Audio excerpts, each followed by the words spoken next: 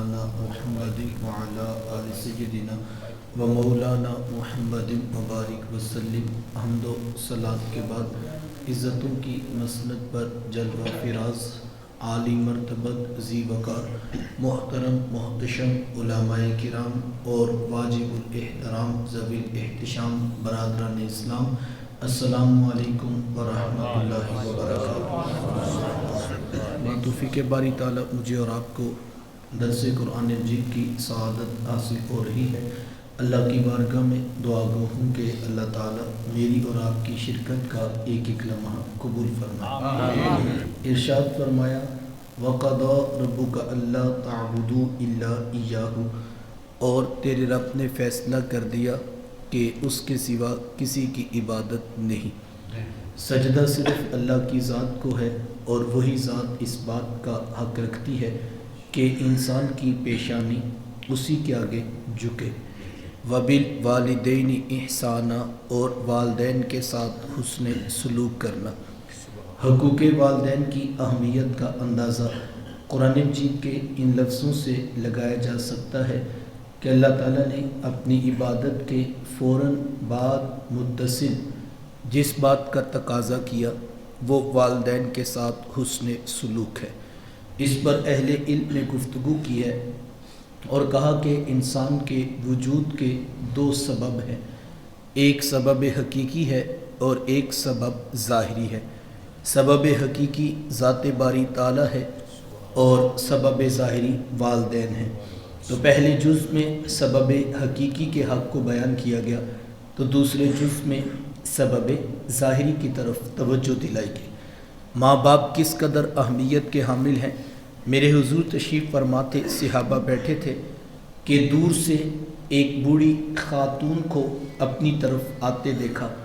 آقا کریم علیہ السلام کی نظر پڑی تو میرے حضور اٹھ کھڑے ہوئے، میری ماں پکارتے ہوئے اور دوڑ لگاتے ہوئے ان کے قریب پہنچے، پھر کندھوں سے وہ چادر اتار کر نیچے زمین پر بچھا دی جسے میں اور آپ کائنات کا قیمتی اثاثہ سمجھتے ہیں۔ اپنی والدہ کو اس چادر کے اوپر بٹھایا، کان لگا کر گھنٹوں ان کی باتیں سنی، اور جب وہ بوڑھی خاتون خود اٹھ کر واپس جانے لگی تو کسی نے راوی سے پوچھ لیا یہ آنے والی خوش قسمت خاتون کون تھی کہ حضور علیہ السلام نے کندھوں کی چادر ان کے قدموں کے نیچے بچھا دی؟ تو بتانے والے نے بتایا کہ تمہیں نہیں پتہ، یہی تو حضور علیہ السلام کی رضائی والدہ حضرت حلیمہ سعدیہ السلام۔ سگی ماں تو سگی ماں ہوتی ہے، میرے حضور علیہ السلام نے تو دودھ بنانے والی ماں کو بھی اتنی عزتیں عطا کی۔ ماں باپ کیا ہوتے ہیں یہ زمانے کو میرے حضور علیہ السلام نے آ کر بتلایا۔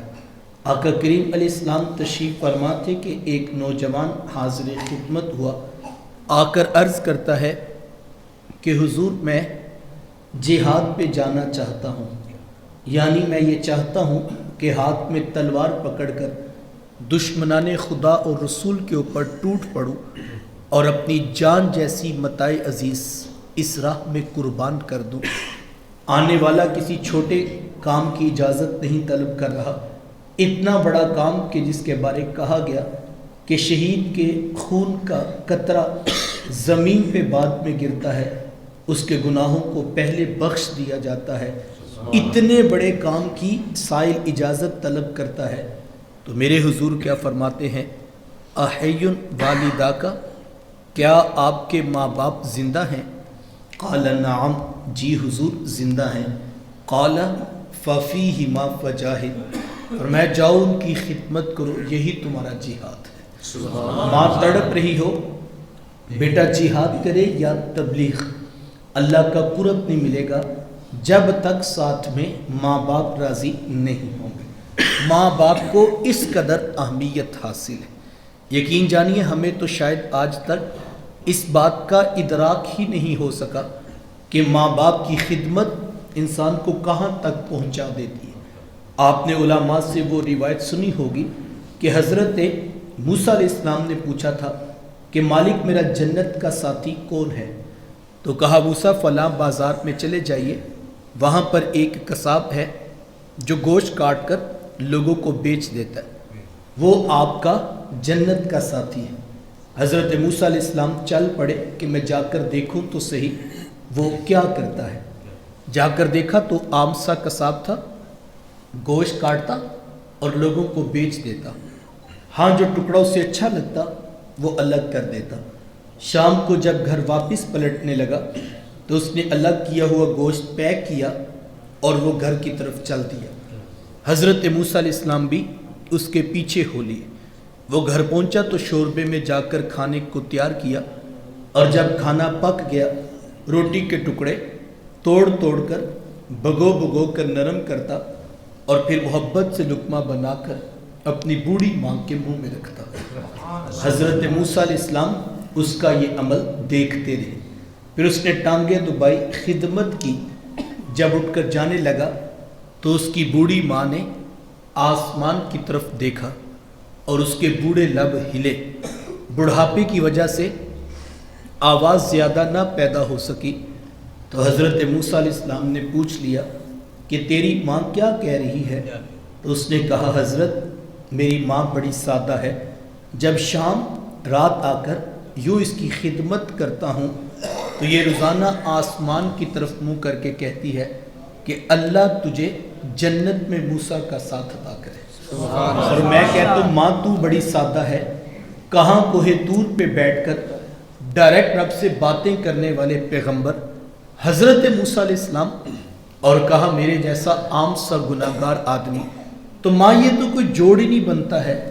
لیکن حضرت میری ماں مجھے روزانہ یہی دعا دیتی ہے اور میں بھی اس کا دل رکھنے کے لیے آمین کہہ دیتا ہوں۔ تو حضرت موسیٰ علیہ السلام مسکرا پڑے، کہا تجھے پھر مبارک ہو، عرش کے رحمان نے تیری بوڑھی ماں کے لب قبول کر لیے اور تو ہی جنتوں میں موسیٰ علیہ السلام کے ساتھ کھڑا کیا جائے گا۔ ماں راضی ہو نا یار، رب صرف جنت نہیں جنتوں میں نبیوں کا ساتھ بھی عطا کرتا ہے۔ ماں باپ کی خدمت اتنا بڑا عمل ہے۔ علماء نے 3 باتیں لکھی ہیں اور کہا کہ اگر کوئی شخص یہ چاہے کل قیامت کے دن اس کے ماں باپ اس سے راضی ہو کر ملاقات کرے تو اسے زندگی میں 3 کام ضرور کرنے چاہیے۔ میں اور آپ آج کی اس نشست سے یہ 3 باتیں بطور سبق سیکھ لیں اور پھر ساری زندگی ان 3 باتوں پہ ہم عمل پیرا ہوں۔ اور صرف آج کی اس محفل میں نہیں، میری آرزو ہوگی ہم یہ طے کریں جب بھی کسی مجلس کسی محفل میں جائیں تو جو ہم سنیں ہم اس کے اوپر عمل پیرا ہو جائیں۔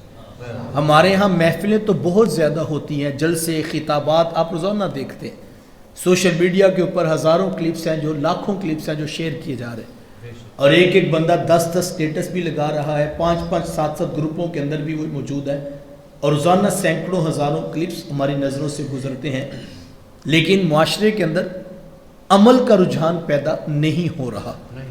چاہیے تو یہ تھا کہ اتنی خیر کی بات اگر پہنچ رہی ہے تو ہم عمل پیرا ہو جائے، لیکن ہمارا مسئلہ یہ ہے کہ ہم تقریریں کانوں کی لذت کے لیے تو سنتے ہیں، ہم عمل کرنے کے لیے نہیں سنتے ہیں، ورنہ یقین جانیے سینکڑوں ہزاروں تقریریں تو بہت زیادہ ہوتی ہیں۔ میرے شیخ طریقت تو ایک دن فرمانے لگے کہ یار بندہ تقریر دھیان سے سن لینا تو زندگی میں ایک تقریر بھی کافی ہوتی ہے، جو سنے پھر اس کے اوپر عمل کرے۔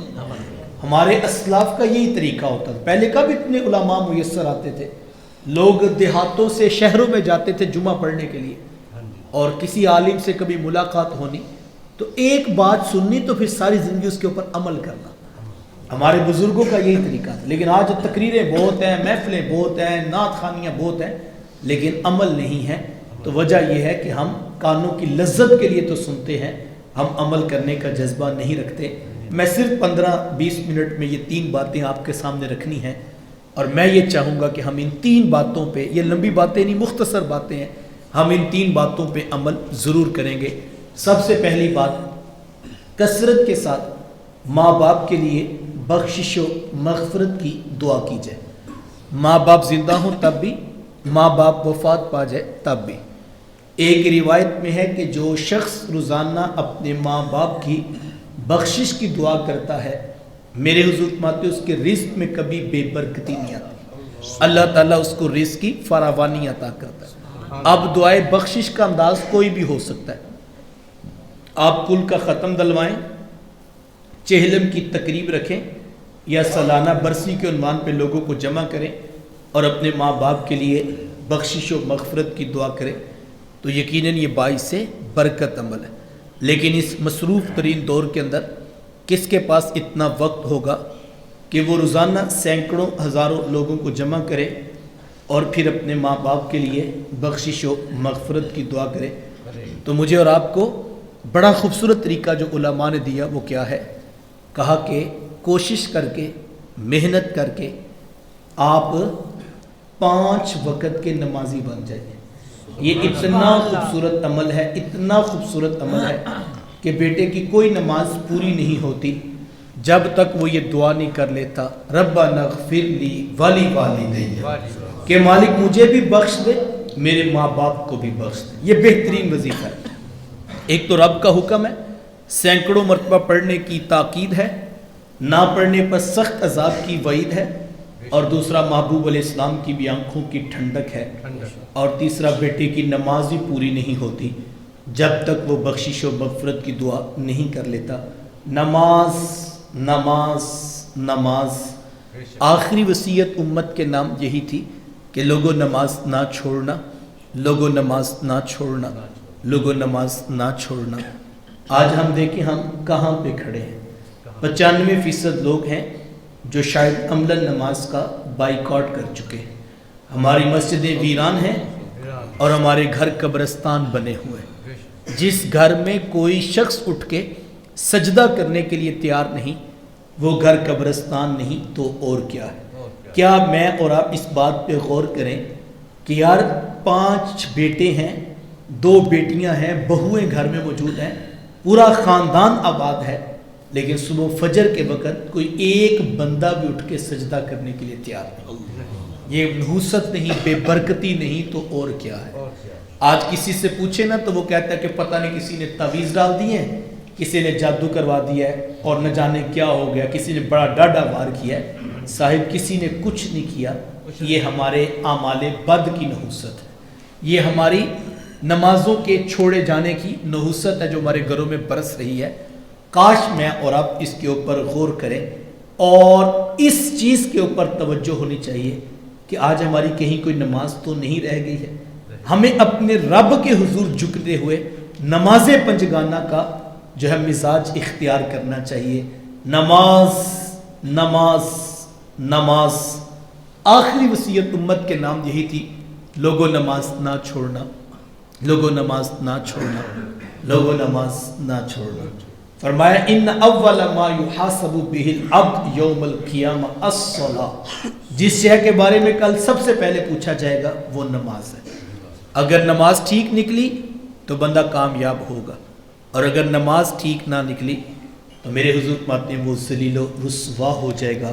مجھے اور آپ کو نماز کی حفاظت کرنے کی تلقین ارشاد فرمائی گئی ہے۔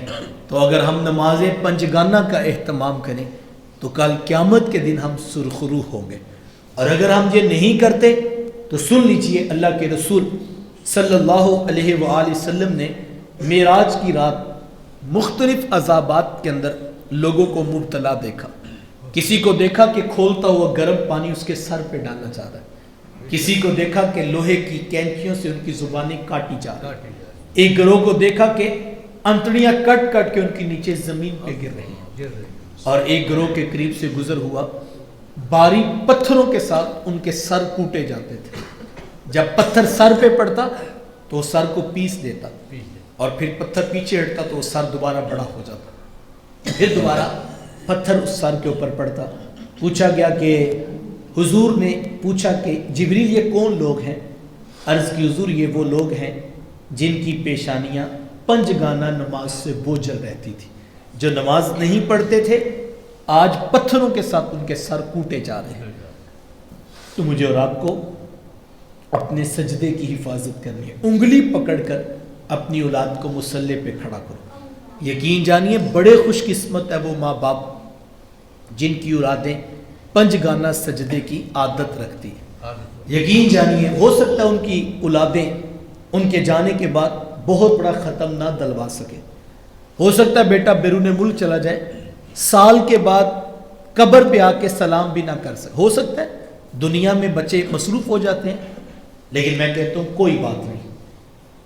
اگر آپ نے بیٹے کو نماز دی ہے، جیسے بیٹا دفتر کی کرسی سے اٹھ کر وضو کر کے مصلی بچھا کر ہاتھ باندھ کر کہے گا مالک رب العالمین تو ہے، رحمان تو ہے، رحیم تو ہے، مالک یوم الدین تو ہے، کبھی رکوع میں کبھی سر سجدے میں رکھ کے کہتا ہے کہ مولا اعلیٰ تو ہے، عرفہ تو ہے، افضل تو ہے، پھر گھٹنے بچھا کے بیٹھ گیا اور عرض کرتا ہے مولا تیرے نبی پہ درود بھی ہو، تیرے نبی پہ سلام بھی ہو۔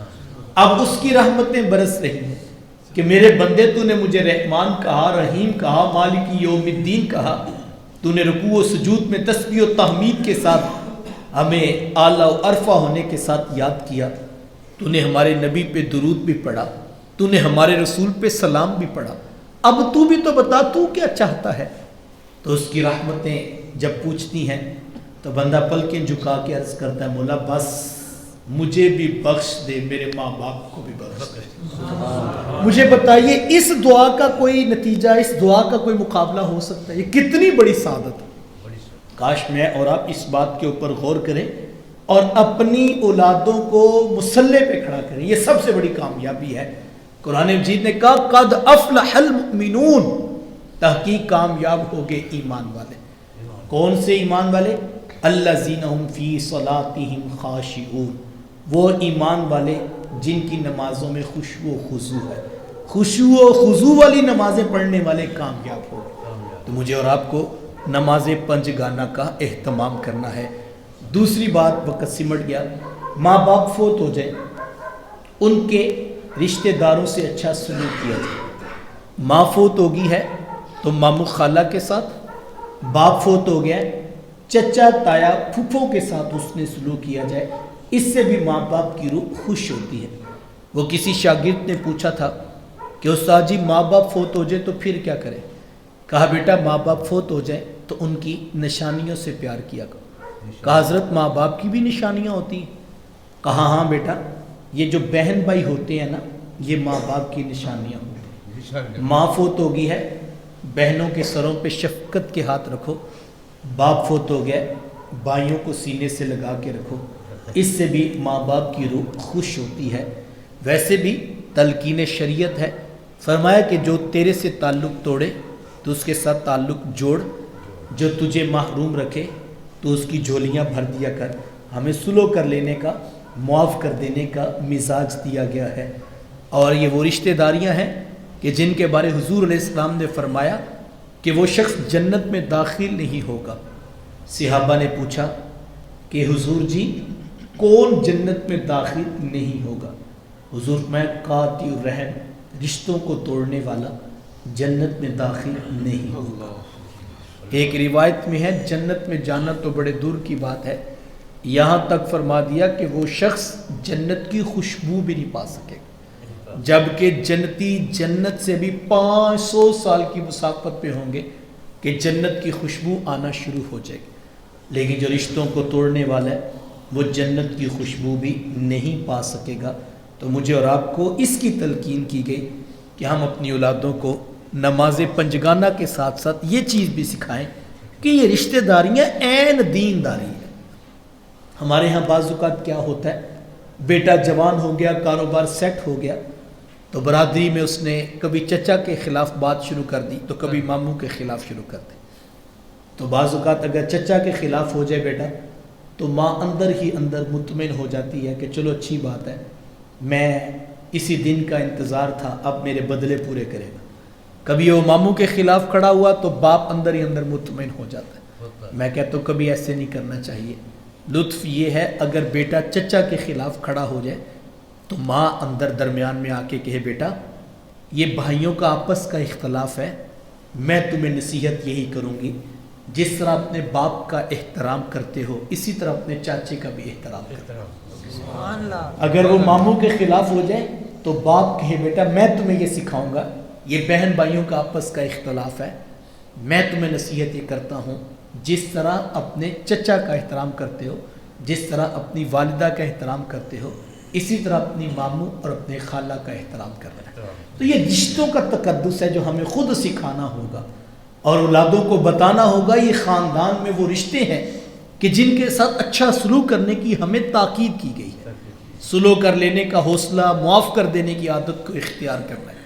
اور ایک حدیث میں سنانا چاہوں گا، اور میرا ماننا یہ ہے کہ ہو نہیں سکتا جس نے یہ حدیث سنی ہو پھر سلو کیے بغیر اس کو نیند نہ جائے۔ اتنی بڑی بشارت ہے اس ایک حدیث کے اندر، اور اس ایک حدیث پر سارے جھگڑے چھوڑے جا سکتے۔ حدیث کو دل کے کانوں سے سنیے گا۔ حضور علیہ السلام نے فرمایا وہ شخص کہ جو جھگڑا چھوڑ دے اس کے باوجود کہ وہ حق پر ہے کہ وہ جھگڑا کر سکتا ہے، یعنی وہ ناجائز بات نہیں کر رہا، وہ جو بات کر رہا ہے وہ ٹھیک ہے، لیکن جب بات کرتا ہے دلائل دیتا ہے اختلاف بڑھتا ہے۔ میرے حضور فرماتے ہیں کوئی شخص حق پر ہونے کے باوجود جھگڑا چھوڑ دے، فرمایا وہ جھگڑا چھوڑے، میں محمد اس کو جنت میں محل کی ضمانت دیتا ہوں۔ اس کا جنت کا محل ہمارے ذمہ ہے، کس کا؟ جو حق پر ہونے کے باوجود جھگڑا چھوڑے۔ تعلیمات تو یہ تھی کہ تم حق پر ہو پھر بھی جھگڑا چھوڑ دو۔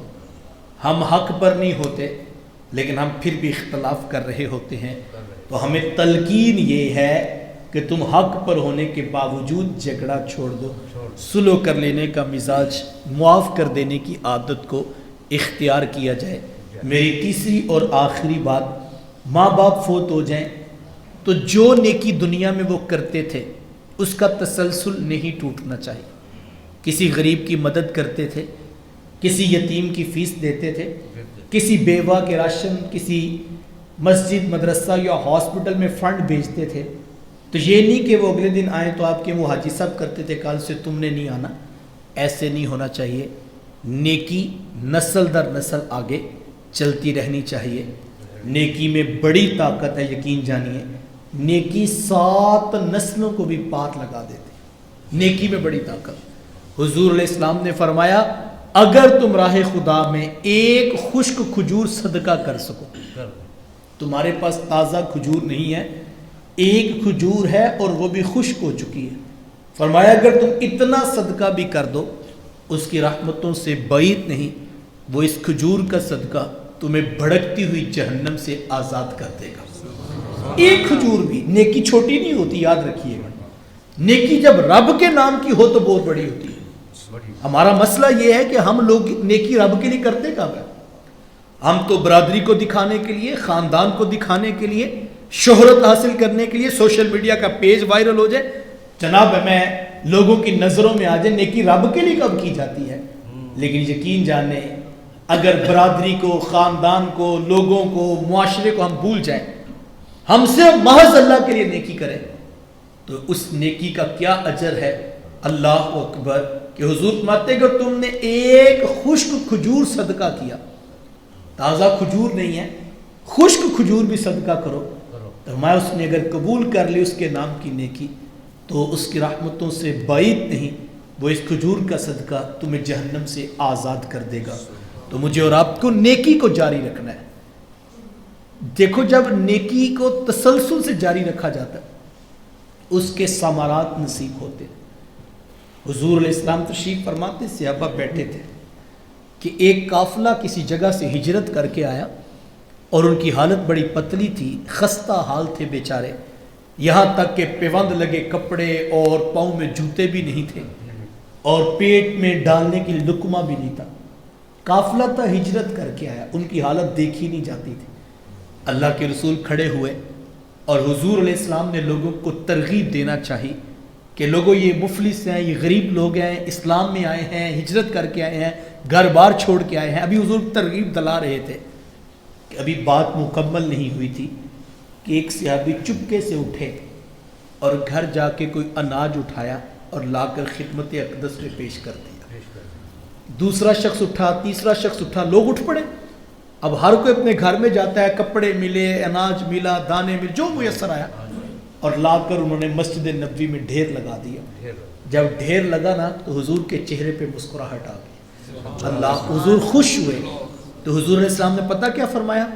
حضور، میں لوگوں، جس شخص نے نیکی کی ابتدا کی اور اس کے دیکھا دیکھی اور لوگ بھی نیکی کرتے رہے، تو میں اللہ سب کو اجر عطا کرے گا، سب جتنا اجر اس پہلے کو بھی عطا کرے گا، کیونکہ اس نے سب سے پہلے قدم اٹھایا۔ تو جب نیکی شروع کی جائے تو نیکی آگے بڑھ جائے، نیکی آگے جو ہے روشنی کا چراغ بن جائے، اوروں کو پیار، محبت، الفت کی دعوت پیش کرے، تو اللہ کے نام کی نیکی، نیکی کی بنیاد رکھنے والا شخص خوش قسمت ہوتا ہے۔ آج ہمیں اپنی زندگی اتنی خوبصورت گزارنی چاہیے کہ ہماری اولادیں نیکی کے تسلسل کو جاری رکھیں۔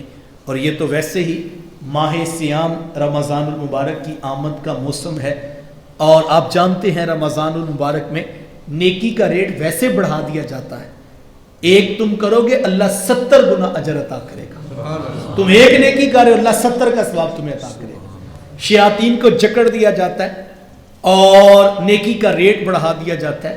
تو یہ ماحول اتنا خوبصورت ہے کہ رمضان میں خاص طور پر نیکی کے جذبے پروان چڑھتے ہیں، عبادات الہیہ کا معمول ہو، نماز پنجگانہ کا تو اہتمام کرنا ہی کرنا ہے، تراویح کو اہتمام سے ادا کیا جائے، نوافل کی کثرت کی جائے، عبادات کی جائیں، اللہ سے مانگا جائے۔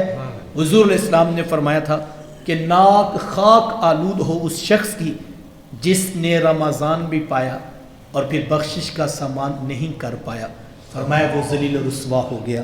تو مجھے اور آپ کو یہ تصور دیا گیا کہ تم نے نیکی کو پروان چڑھانا ہے، نیکی کو آگے لے کر بڑھنا ہے، تو یہ ماہ سیام ہے، جو نیکی ہم کر سکیں ہمیں ضرور کرنی ہے۔